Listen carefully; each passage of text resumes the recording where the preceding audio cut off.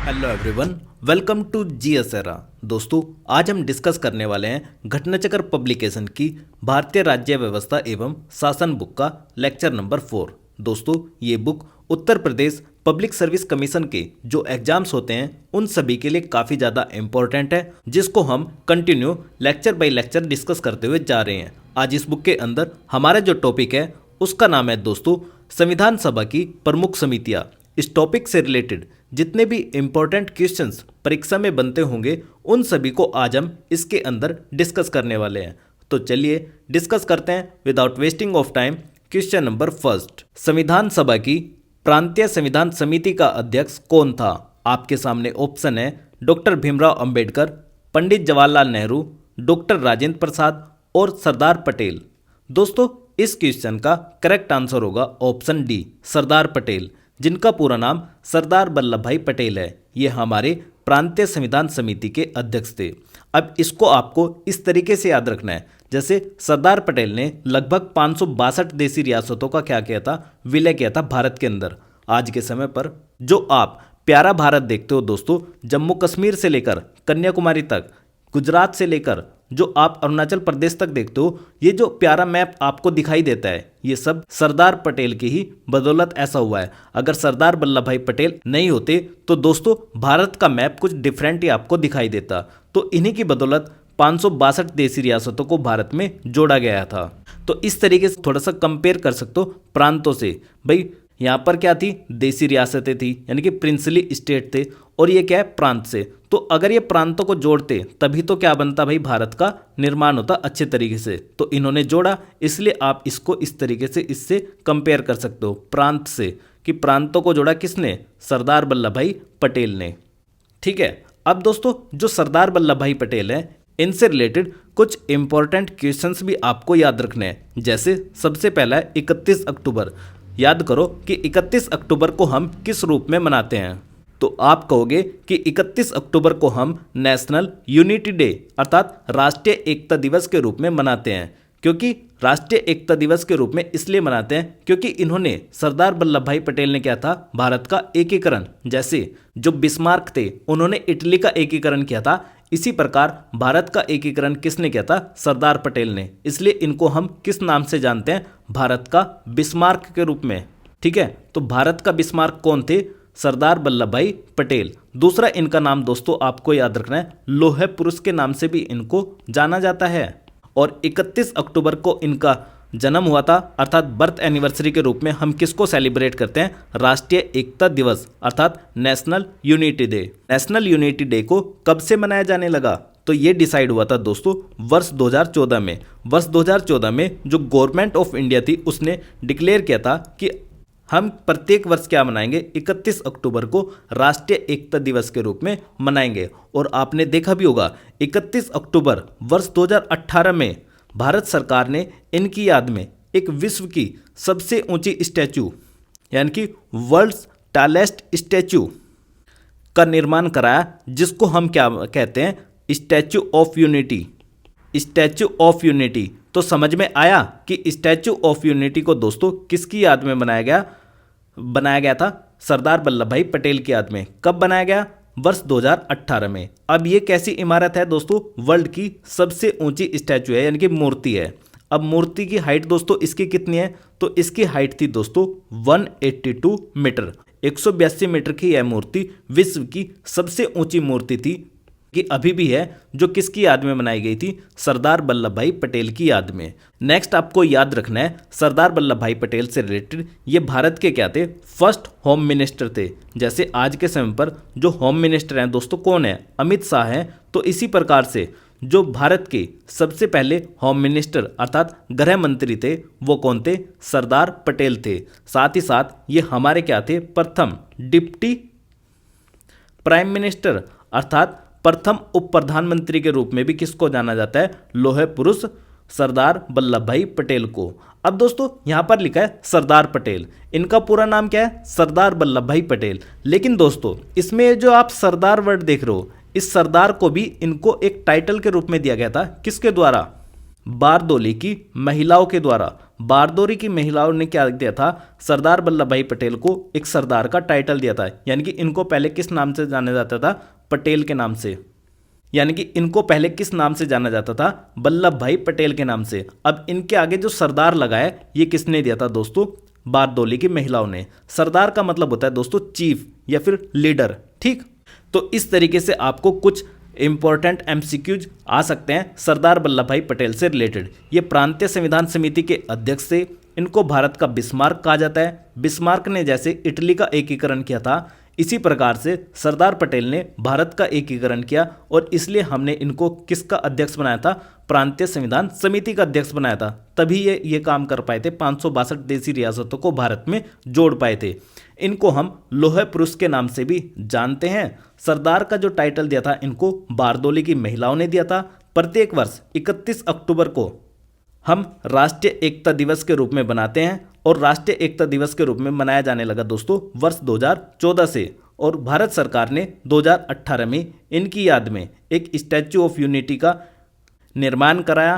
कहाँ पर, ये निर्माण दोस्तों गुजरात के अंदर कराया। ये जो स्टैच्यू है दोस्तों इसकी हाइट है 182 मीटर। सरदार पटेल पहले होम मिनिस्टर अर्थात गृह मंत्री रहे और साथ ही साथ पहले उप प्रधानमंत्री के रूप में भी इनको जाना जाता है। तो इतने क्वेश्चन थे दोस्तों सरदार पटेल से संबंधित। Next question number 2, doctor Bhimrao Ambedkar की अध्यक्षता में संविधान सभा की प्रारूप समिति में कितने सदस्य थे। तो आपको बताना है कि जो प्रारूप समिति अर्थात ड्राफ्टिंग कमेटी थी उसमें नंबर ऑफ मेंबर कितने थे। दोस्तों अगर आप इस लेक्चर सीरीज को कंटिन्यू कर रहे हो तो आपको इसका आंसर बहुत अच्छे से पता होगा कि प्रारूप समिति में सदस्यों की संख्या कितनी थी, 7 थी। और इस प्रारूप समिति की दोस्तों स्थापना कब हुई थी, 29 अगस्त 1947। इसको मैंने किस तरीके से आपको याद कराने के लिए बताया था, जैसे हमें आज़ादी मिली थी दोस्तों कब, 15 अगस्त 1947 को। तो 15 अगस्त के ठीक 14 दिन बाद यानी कि 29 अगस्त को इसकी स्थापना हो जाती है। किसकी, प्रारूप समिति की, जिसमें नंबर ऑफ मेंबर कितने थे, टोटल 7 मेंबर थे। जिसके अध्यक्ष कौन थे, अध्यक्ष थे इसके डॉक्टर भीमराव अंबेडकर। तो डॉक्टर भीमराव अंबेडकर के अलावा कितने मेंबर थे, इसमें 6 मेंबर थे। और ये एक व्यक्ति कौन था, डॉक्टर भीमराव अंबेडकर, जो इसका अध्यक्ष था। आपसे कभी कभी क्वेश्चन ये भी पूछा जाएगा कि डॉक्टर भीमराव अंबेडकर के अलावा प्रारूप समिति में कितने सदस्य थे। तो कितने थे दोस्तों, 6 सदस्य थे। अब ये 6 मेंबर कौन कौन थे उनको भी मैं आपको बता देता हूँ। देखो सारी इंफॉर्मेशन लिखी है यहाँ पर प्रारूप समिति से संबंधित। प्रारूप समिति सभी समितियों में सबसे ज़्यादा इंपॉर्टेंट समिति थी, क्योंकि दोस्तों इस समिति ने क्या करा था, हमारे संविधान का प्रारूप तैयार किया था। इसकी स्थापना 29 अगस्त 1947 को होती है, जिसमें टोटल मेंबर कितने थे, 7 थे। इसमें जो डॉक्टर भीमराव अंबेडकर थे वो अध्यक्ष थे। कुल मिलाकर अन्य 6 सदस्य हैं, जिनके नाम है N Gopalaswami Ayyangar, Alladi Krishnaswami Iyer, doctor KM Munshi, Syed Mohammad Saadulla, N Madhav Rao, TT Krishnamachari. अब दोस्तों ये जो 6 और 7 नंबर पर लिखे हैं, एन माधवराव और TT कृष्णमाचारी, इनकी जगह पर दोनों ही व्यक्ति की जगह रिप्लेस कर दी जाती है। क्यों, क्योंकि एन माधवराव का दोस्तों हो जाता है स्वास्थ्य खराब। तो स्वास्थ्य खराब होने के कारण इनकी जगह पर आ जाते हैं कौन, BL मित्र। तो BL मित्र ने क्या करता, इनकी जगह ले ली थी, किसकी, एन माधवराव की। और दूसरे जो TT कृष्णमाचारी थे, TT कृष्णमाचारी की हो गई थी दोस्तों डेथ, इनकी जगह पर आ गए थे DP खेतान। तो आपसे इन फ्यूचर कोई ऐसा भी क्वेश्चन पूछा जा सकता है ड्राफ्टिंग कमेटी से रिलेटेड कि डेथ किसकी हुई थी, TT कृष्णमाचारी की, और इनकी जगह किसने ले ली थी, DP खेतान ने। एन माधवराव का स्वास्थ्य के कारण त्यागपत्र दे दिया था इन्होंने, और इनकी जगह किसने ले ली थी, BL मित्र ने।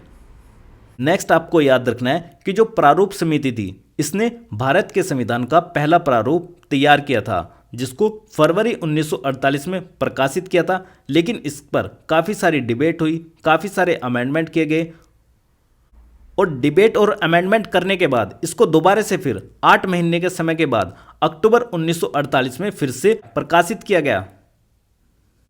ठीक है, तो ये थी प्रारूप समिति, जिसके कुल 141 बैठक हुई थी, और इसने भारत का क्या करा था दोस्तों, भारत के संविधान का ड्राफ्ट तैयार किया था। कुल मेंबर कितने थे, 7। नेक्स्ट हम डिस्कस करते हैं question number 3। Next question number 3, संविधान सभा ने डॉक्टर भीमराव अंबेडकर की अध्यक्षता में प्रारूप समिति का गठन कब किया था? तो अभी हमने देखा कि जो प्रारूप समिति है दोस्तों, उसका गठन किया गया 29 अगस्त 1947। तो इस क्वेश्चन का करेक्ट आंसर होगा ऑप्शन डी, 29 अगस्त 1947 को डॉक्टर भीमराव अंबेडकर की अध्यक्षता में प्रारूप समिति अर्थात ड्राफ्टिंग कमेटी का गठन किया गया। ठीक है, और ड्राफ्टिंग कमेटी में टोटल मेंबर कितने थे? 7। डॉक्टर भीमराव अंबेडकर कौन थे? इसके अध्यक्ष थे। इतनी बातें आपको याद रखनी है। और डेट से रिलेटेड दोस्तों काफ़ी बार क्वेश्चन पूछा गया है, तो आपको बहुत अच्छे से याद रखना है इसको। अब इसमें 2 ऑप्शन और लिखे हैं, 13 दिसंबर 1946 और 22 जनवरी 1947। अगर आप इस लेक्चर सीरीज को कंटिन्यू कर रहे हो तो आपके माइंड में एकदम से आ जाएगा कि भाई 13 दिसंबर 1946 को क्या हुआ था, काफ़ी बार बता चुका हूँ। ऐसे ही 22 जनवरी 1947 को क्या हुआ था, और साथ ही साथ 3 जून 1947। ये तीनों ऑप्शन भी हम डिस्कस कर लेते हैं अभी भी, लेकिन आपके माइंड में भी खुद से आनी चाहिए चीज़ें, क्योंकि कम से कम 10 से 12 बार बता चुका हूँ लास्ट 3 लेक्चर्स में इनको। ये डेट्स काफ़ी ज़्यादा इंपॉर्टेंट है, आपको याद रखनी है। जैसे कि मैंने आपको संविधान के निर्माण से संबंधित एक स्लाइड दिखाई थी। इस स्लाइड में मैंने आपको बताया था कि वर्ष 1946 में क्या हुआ था। 13 दिसंबर 1946 को जो हमारे पंडित जवाहरलाल नेहरू जी थे, उन्होंने संविधान सभा के सामने एक ऐतिहासिक उद्देश्य प्रस्ताव, जिसको हम क्या कहते हैं, ऑब्जेक्टिव रेजोल्यूशन कहते हैं, वो प्रस्तुत किया था। किसके सामने? संविधान सभा के सामने। संविधान सभा ने एकमत होकर, यानी कि एकमत का मतलब क्या हुआ, सर्वसम्मति से, इस प्रस्ताव को 22 जनवरी 1947 को पास कर दिया था, अर्थात अंगीकृत कर दिया था।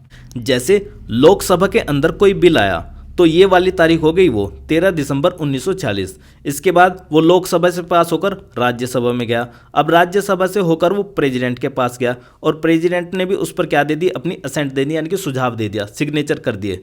तो ये हो गई वो वाली तारीख, यानी कि पास माना गया बिल। ठीक है, तो पेश किया था कब? 13 दिसंबर 1946 को, और पारित हो गई थी कब? 22 जनवरी 1947 को। ये डेट्स काफ़ी ज़्यादा इंपॉर्टेंट है, आपको याद रखनी है। तो अब आपके याद रहेंगी कि 13 दिसंबर 1946 को संविधान सभा में उद्देश्य प्रस्ताव पेश किया गया था, जिसको 22 जनवरी 1947 को सर्वसम्मति से स्वीकार कर लिया गया था। एक ऑप्शन और है दोस्तों, जो क्या है, 3 जून 1947। 3 जून 1947 को दोस्तों हुआ था क्या? याद करो जल्दी से। इस दिन आया था माउंटबेटन प्लान, या फिर माउंटबेटन योजना। ये माउंटबेटन योजना क्या थी? ये योजना थी दोस्तों इंडिया और पाकिस्तान के बंटवारे से संबंधित, जिसके आधार पर भारत और पाकिस्तान 2 देशों का निर्माण होता है, और 2 स्वतंत्र राष्ट्र जैसे ही बनकर तैयार हुए इंडिया और पाकिस्तान। ये कब हुए थे दोस्तों? इंडिया को आज़ादी मिली थी कब? 15 अगस्त 1947 को, और ये जो पाकिस्तान है दोस्तों, इसको मिली थी 14 अगस्त 1947 को। इसके बाद दोस्तों मैंने आपको बताया था कि 15 अगस्त 1947 से लेकर 26 जनवरी 1950 तक, 26 जनवरी 1950 तक जो भारत का संविधान है दोस्तों, यानी कि भारत का संविधान इस दिन क्या हुआ था, लागू हो गया था। किस दिन?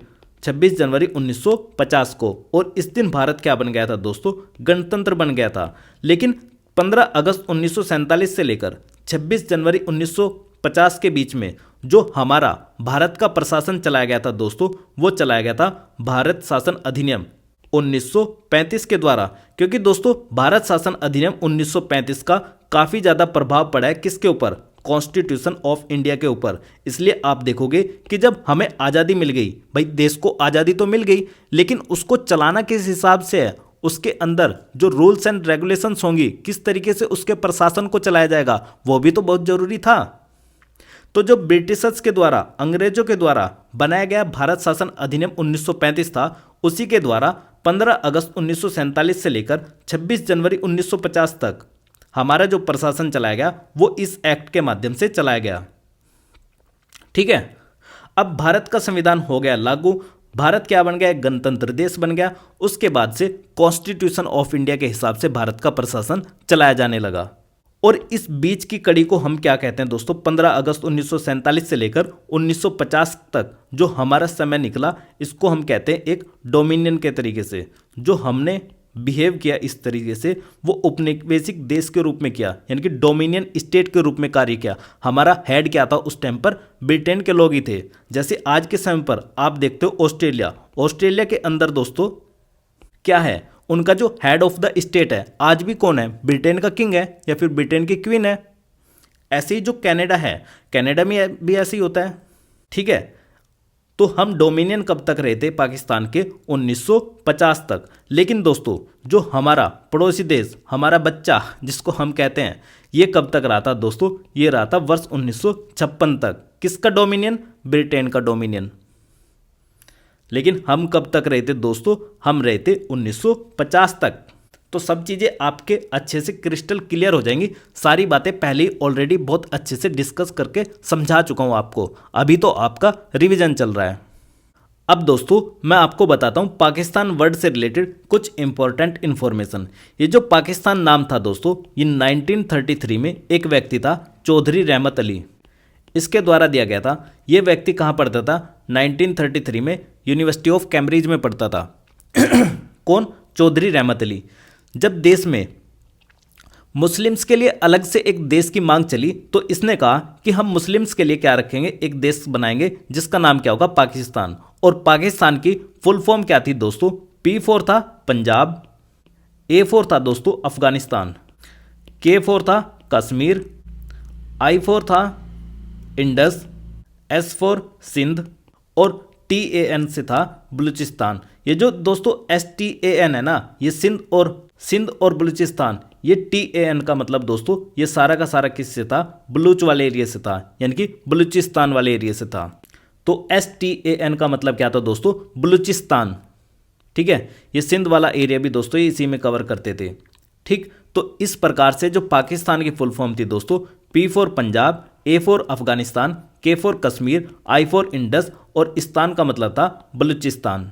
अब कुछ लोगों के माइंड में आएगा कि भाई K4 कश्मीर, तो इसका मतलब कश्मीर तो भाई हमने गलत तरीके से कब्जा रखा है, तो कश्मीर तो इस तरीके से पाकिस्तान का हिस्सा बैठता है।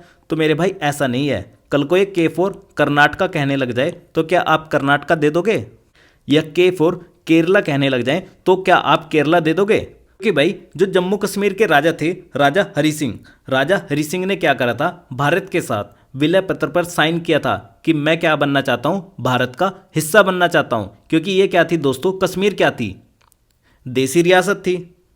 इसने क्या करा था? पहले जब भारत आज़ाद हुआ था, न तो ये पाकिस्तान में जाना चाहती थी, न भारत में आना चाहती थी। ये खुद को क्या चाहती थी? स्वतंत्र रखना चाहती थी। लेकिन बाद में पाकिस्तान की नीयत खराब हुई और इसने उस पर अटैक कर दिया।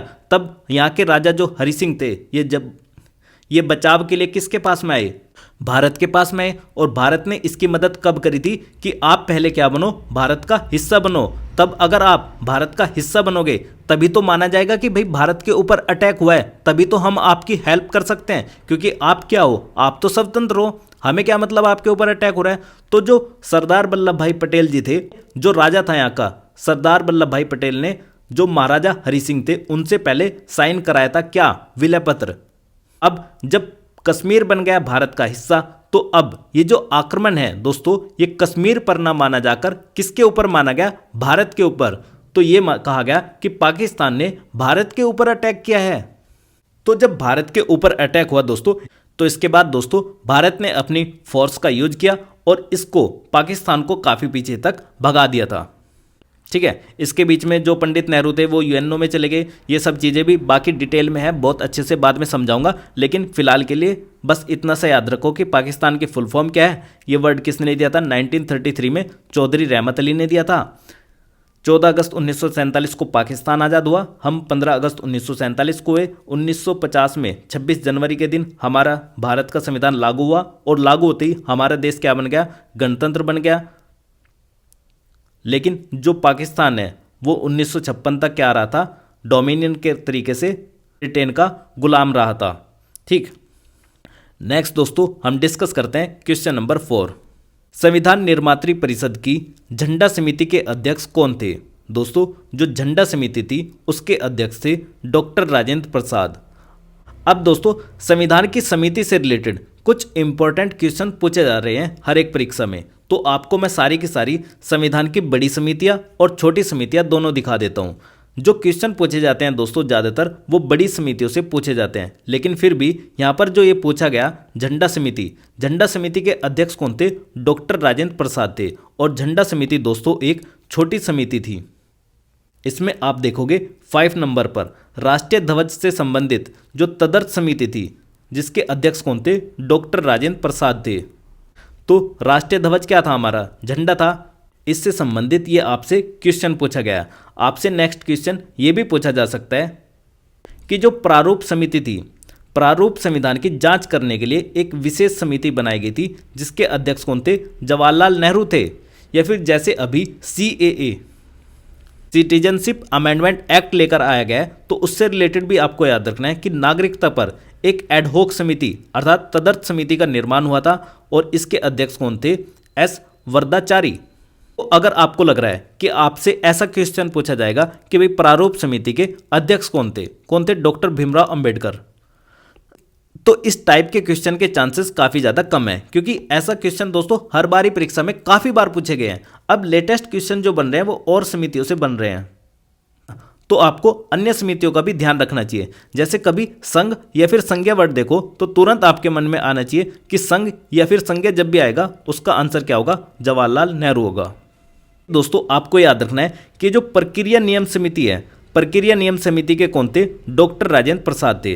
अब देखो जो डॉक्टर राजेंद्र प्रसाद थे दोस्तों, मैंने बताया था आपको कि जो हमारी कॉन्स्टिट्यूशन असेंबली थी, संविधान समिति थी, उसके क्या थे? अध्यक्ष थे। तो भाई जब समिति के अध्यक्ष कौन है? डॉक्टर राजेंद्र प्रसाद है, तो उसमें प्रक्रिया का नियम संचालन भी तो कौन करेगा? डॉक्टर राजेंद्र प्रसाद ही तो करेंगे। तो ये इस तरीके से कोरिलेट कर लेना है। जैसे यहां पर लिखा है संचालन समिति, तो कौन है? डॉक्टर राजेंद्र प्रसाद। जो कि मोस्ट इंपॉर्टेंट है, मेरे को लगता है कि मौलिक अधिकारों से रिलेटेड जो सलाहकार समिति थी उसके अध्यक्ष कौन थे दोस्तों? सरदार वल्लभ भाई पटेल थे। ऐसे ही जो अल्पसंख्यक और जनजातीय से रिलेटेड थे उसके भी अध्यक्ष कौन थे? सरदार पटेल थे। लेकिन इसमें ध्यान रखना है जो मौलिक अधिकार हैं उनसे रिलेटेड कौन थी दोस्तों? सरदार पटेल थे। मौलिक अधिकार की जो उप समिति थी दोस्तों उसको भी याद रखना है, JB कृपलानी। और ऐसे ही जो अल्पसंख्यक थे उनसे रिलेटेड भी एक उप समिति बनी थी जिसके कौन थे? HC मुखर्जी थे। तो इस तरीके से आपको इसका स्क्रीनशॉट ले लेना है। आपसे जो भी क्वेश्चन परीक्षा में बनेंगे वो इन्हीं टाइप की समितियों से बनेंगे और यहीं से पूछे जाएंगे, ये गारंटी दे रहा हूं मैं आपको। और आपके एकदम से माइंड में आना चाहिए जो HC मुखर्जी हैं। HC मुखर्जी के बारे में मैंने क्या बताया? HC मुखर्जी क्या थे? उपाध्यक्ष थे। अब उपाध्यक्ष लिखते ही आपके माइंड में आना चाहिए कि उपाध्यक्ष किसके होंगे ये? आप मुझे कमेंट सेक्शन में कमेंट करके बताओगे। एक तो आप मेरे को बताओगे HC मुखर्जी के बारे में, दूसरा आप मेरे को कमेंट सेक्शन में कमेंट करके बताओगे कि जो कॉन्स्टिट्यूशन असेंबली थी उसमें टोटल मेंबर ऑफ नंबर कितने थे। ये बहुत अच्छे से बताया मैंने आपको। तीसरा आपको खुद से टाइप करके बताना है कि जो ड्राफ्टिंग कमेटी है दोस्तों उसके अंदर टोटल मेंबर ऑफ कितने हैं, उसके अध्यक्ष कौन है यानी कि चेयरमैन कौन है, उसकी डेट ऑफ फॉर्मेशन क्या है, ये भी बताना है। देखो जब आप खुद से लिखना शुरू करोगे तो आपके खुद से ही याद होने शुरू हो जाएंगे। तो ये था इस वीडियो का एंड। आई होप आपको ये वीडियो पसंद आई होगी। अगर आपको ये वीडियो पसंद आई है तो इस वीडियो को लाइक कीजिए और अपने दोस्तों को शेयर कीजिए। तो मिलते हैं नेक्स्ट वीडियो में। Thank you for watching GS era.